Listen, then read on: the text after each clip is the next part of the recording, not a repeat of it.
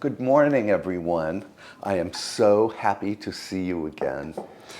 Well, spring has officially arrived, so today I thought it might be fun to make an afternoon tea that welcomes spring.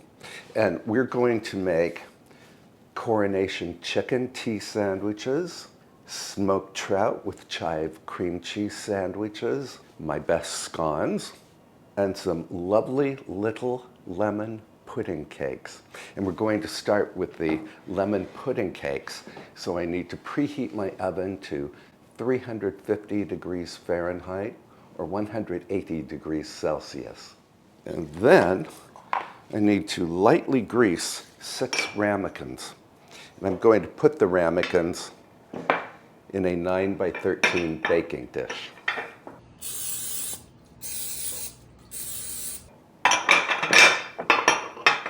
I have not made these little pudding cakes in about 2 years, but from what I recall, they were absolutely delicious.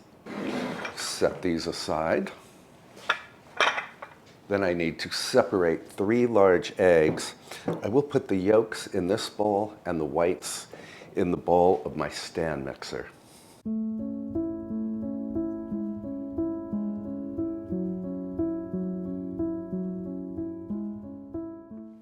Now I need to beat the egg yolks. Notice what a rich orange color these yolks have. These are local eggs from free-range chickens. It's the orange of the yolks that will give these little pudding cakes a beautiful color. Then I need to beat in some milk. The recipe for these pudding cakes is on my website, so I will put a link to that recipe in the description below so that you can see measurements. Then I need some butter, which I will melt in the microwave. Beat in the melted butter. Then I need some lemon zest and lemon juice.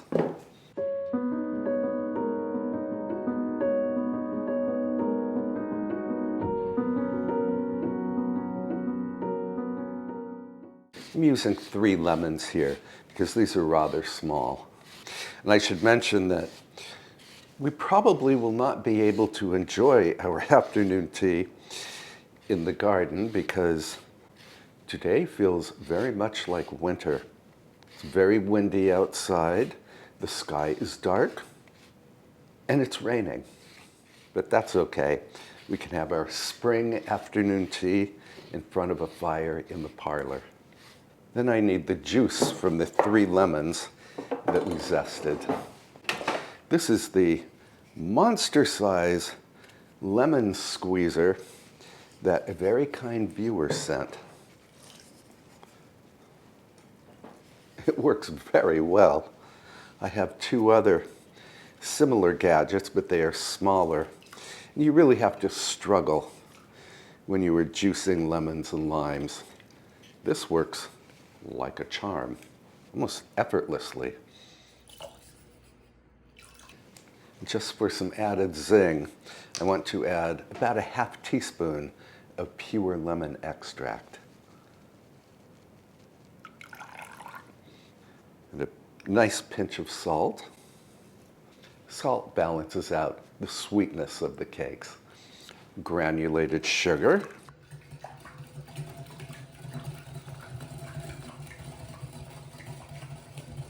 And about 50 grams of flour. The flour just helps these cakes to have a lovely structure, and the cakes get their rise from the eggs. And then we can set this aside while we beat the egg whites. We need to beat the whites just to soft peaks.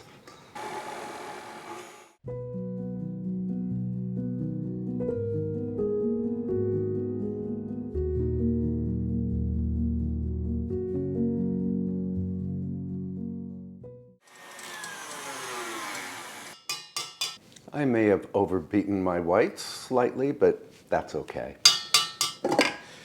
A little at a time, I will beat the egg whites into the egg yolk mixture. not beat, I mean fold the egg whites into the yolk mixture. So this is rather like making a souffle. The egg whites will expand in the oven and help the cakes to rise. And now we can transfer this little batter into our ramekins.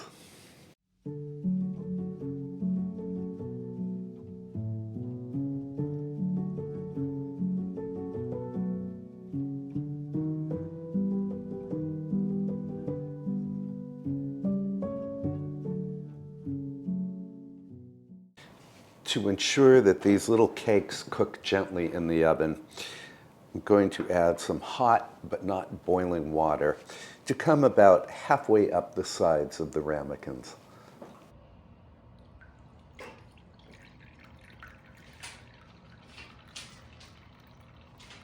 These cakes go into the preheated oven until their tops brown lightly or even turn spotty brown, and they puff. That will take from 40 to 45 minutes.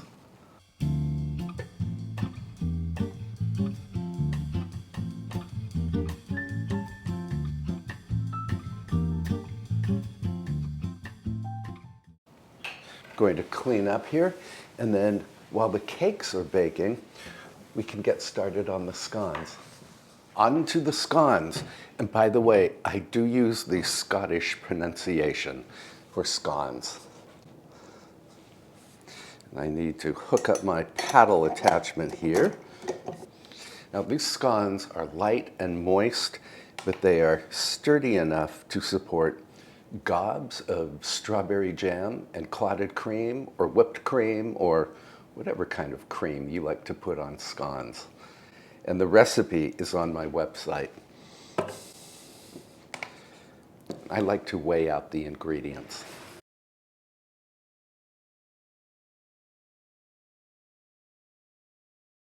Now to this flour, I will add a generous pinch of salt, baking powder, caster sugar, or you can use regular granulated sugar. Here again, I will just weigh this out. We need to mix these ingredients just briefly.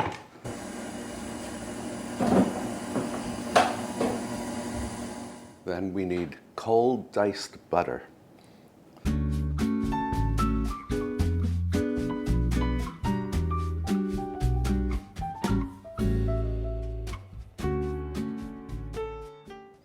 The nice thing about making this scone dough in the stand mixer is that the paddle attachment will do a very efficient job at cutting the butter into the flour.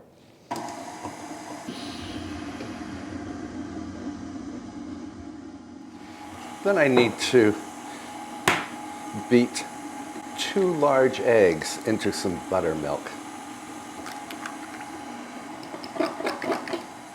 Then we can add the egg and buttermilk to the flour mixture.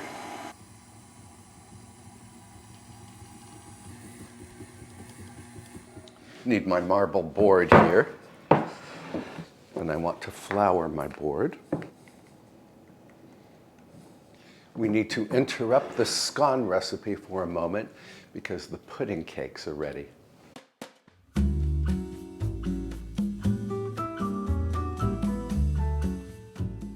So as you can see, these lovely little cakes have turned spotty brown on top, and they have puffed fully, indicating that they are done. So I'll keep this glove on. I want to transfer these ramekins to a wire rack. I'm using tongs here because, well, the ramekins are quite hot. These smell very lemony.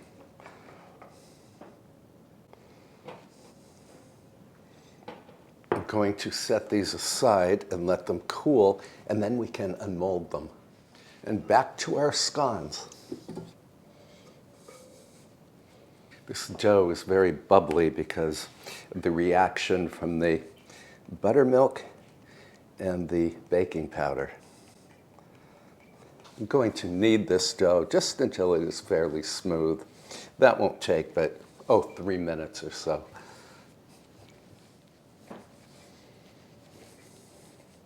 Now we can cover this dough with a towel and let it rest, for 15 to 30 minutes, just to relax the gluten. While we wait on this scone dough, I'm going to go ahead and unmold a couple of these little lemon pudding cakes. Gorgeous. And I will show you later how I'm going to decorate the tops of the cakes.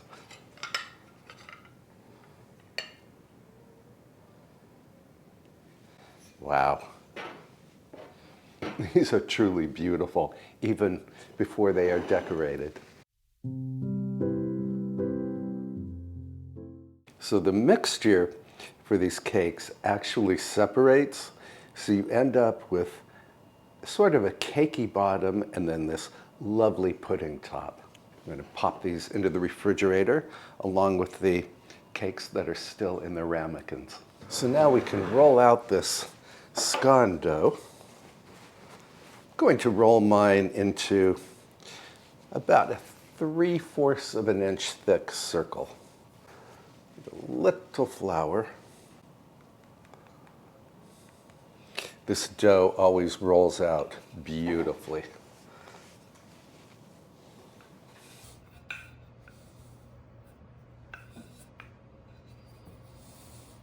I have my parchment-lined baking tray here, and I have boosted my oven temperature to 375 degrees Fahrenheit or 190 degrees Celsius. I'm going to put a little flour over here in the corner so I can dip my 2-inch diameter cutter into the flour.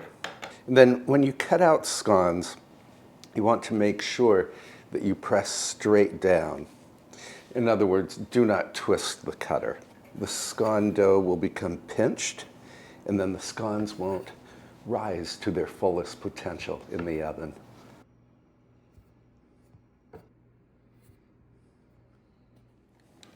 I always space the scones about 1 inch apart on the baking tray.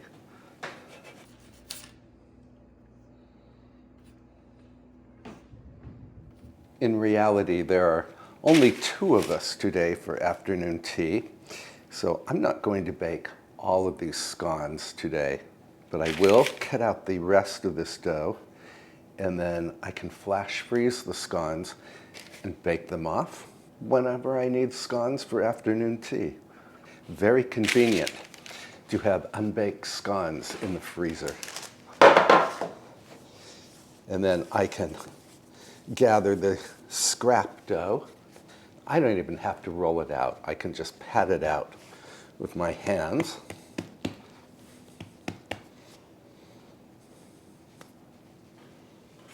I think afternoon tea is a very nice way to treat yourself when you've had a busy day. Or let's say you've had a day where you've cleaned your whole house or apartment. It's a very nice reward to have afternoon tea. And you could certainly serve these scones at a cocktail party. The sandwiches we are going to make later today are also great for cocktail parties. I'm going to flash freeze these, and I will brush these with some heavy cream. You could certainly use beaten egg for your scones, but I think cream will be nice today.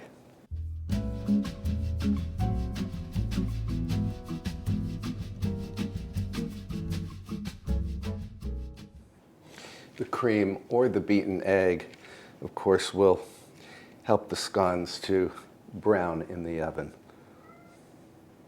And if you wanted to, you could sprinkle these scones with some sanding sugar, but I'm not going to do that today. And these go into the preheated oven until they puff and lightly brown. That will take from 15 to 20 minutes.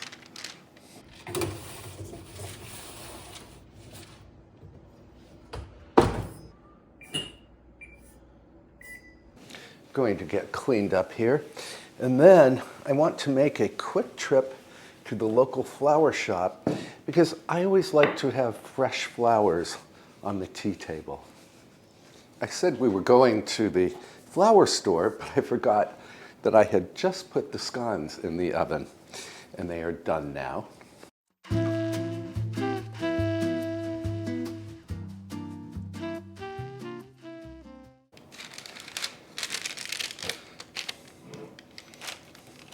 Going to let these cool on a wire rack.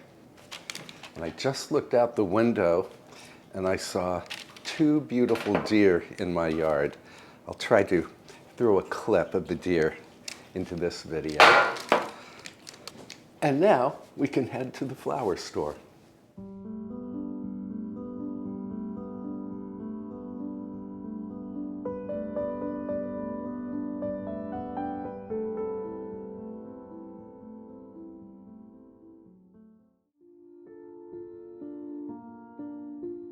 Today is our lucky day. Harry the guard dog is here to greet us.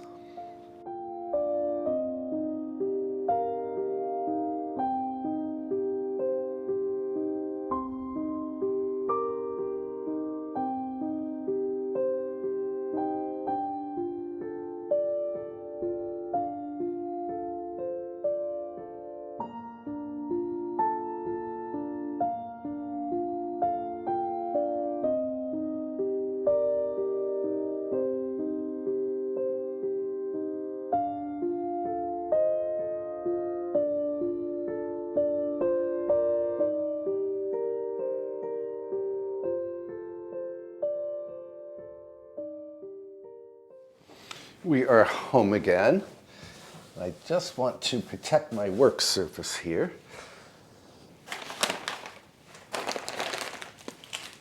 Here are the flowers. I went with all cool colors. Here's my vase, floral preservative,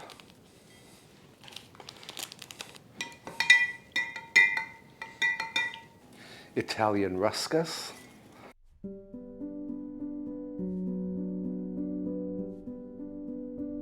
larkspur. Now you and I planted larkspur seeds, was it last week? Maybe 2 weeks ago? They still have not germinated. So lesson learned, one needs to start larkspur seeds very early.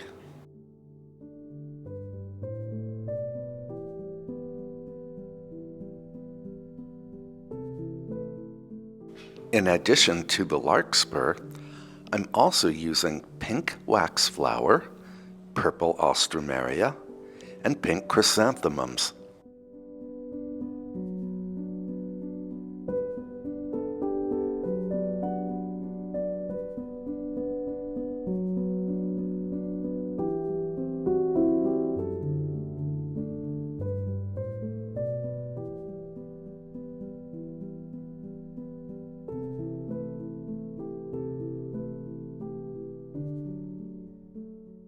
I think this arrangement will look very beautiful in the parlor. We can put this aside. Another little tweak. And then clean up. And then I asked Lizette what her favorite tea sandwich is, and she said coronation chicken. So I think we will skip what we're going to do, the smoked trout with chive cream cheese. We will save that for another tea party, and we will just do the coronation chicken sandwiches today. I'm just pulling off some stems from baby spinach leaves. And then we are going to make the coronation chicken. It's very easy to do. So I have some chicken breast here that I cooked in my Instant Pot. Well, it was from a whole chicken. And then I'm going to add a little mayonnaise. Stir that in. I need just a little more mayonnaise. I have a dog at my feet because she adores chicken.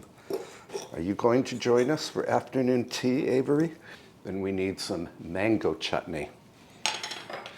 This is available in, I think, just about any supermarket. Coronation chicken was developed for Queen Elizabeth's coronation in, I think, 1952. Or was it 1953? I can never remember. Of course, this is not the exact recipe from the Queen's coronation, but it's just a riff on that recipe. I'm adding a little salt and a bit of pepper. Then I have to have a little taste.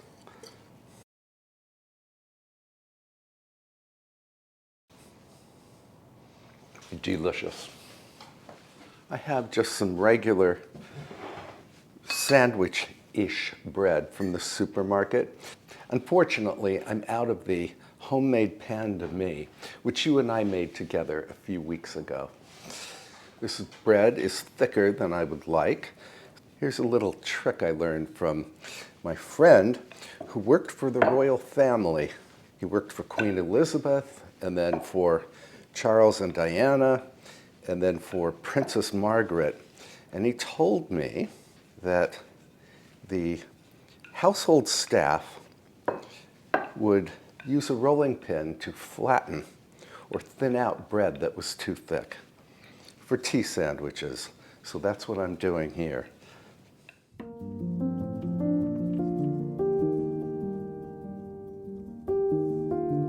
And then I want to butter each slice just to seal the bread.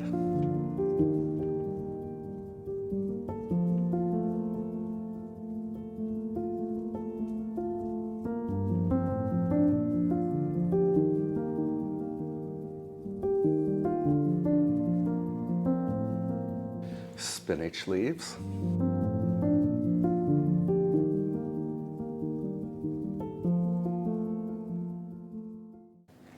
Put the other slice of bread on top. I always cut off the crust because that's simply how tea sandwiches are done. And I do save the scraps. They're wonderful for snacking. I usually use my three-tiered stand when I do a full afternoon tea, but I don't think those pudding cakes will fit on the top tier of the stand, which is where the dessert goes. So I am going to use platters today. I like to wipe my knife between each cut.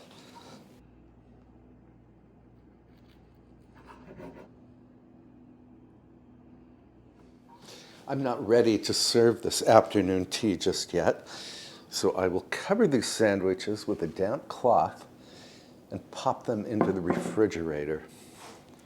So let's bring these flowers into the parlor, and then we can light a fire there.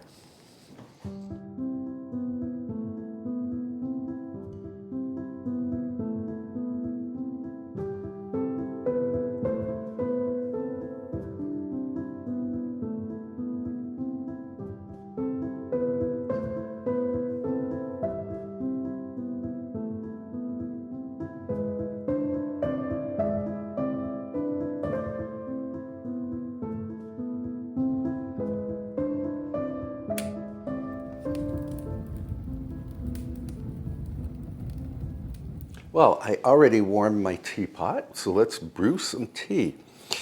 Today I'm using this autumnal Darjeeling tea that I buy from Tierra Farm. And I can put a link in the description below if you are interested in some of the best teas ever.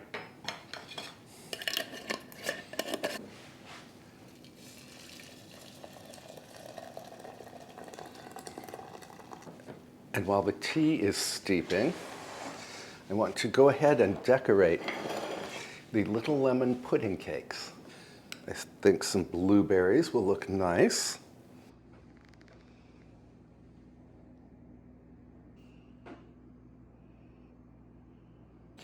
Along with a tiny mint leaf. I have my scones on a plate over here, along with some homemade strawberry jam. Well, this is the jam that you and I made together.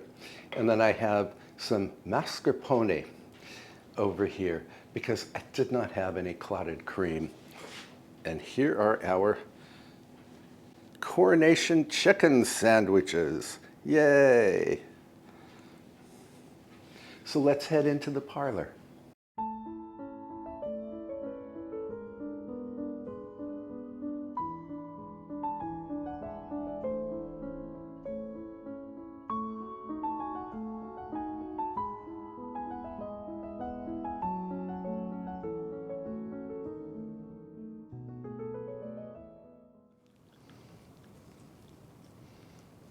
I do like a little milk in my autumnal Darjeeling tea.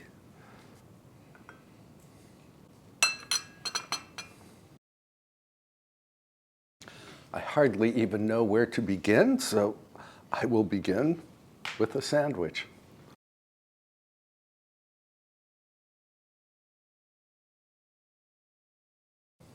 I love the sweet spiciness of the mango chutney mixed with chicken and mayonnaise.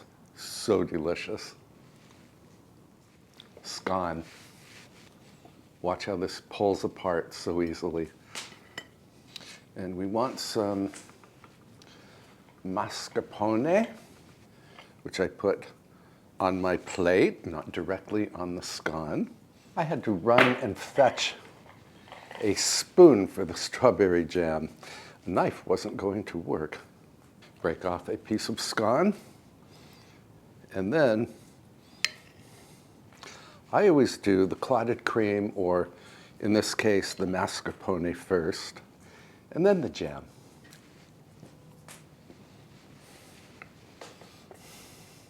This is so incredibly delicious. Lizette is behind the camera. How did you like the coronation chicken? Oh, it was wonderful. It's as good as always? Yeah. And now it's time to try this very beautiful lemon pudding cake.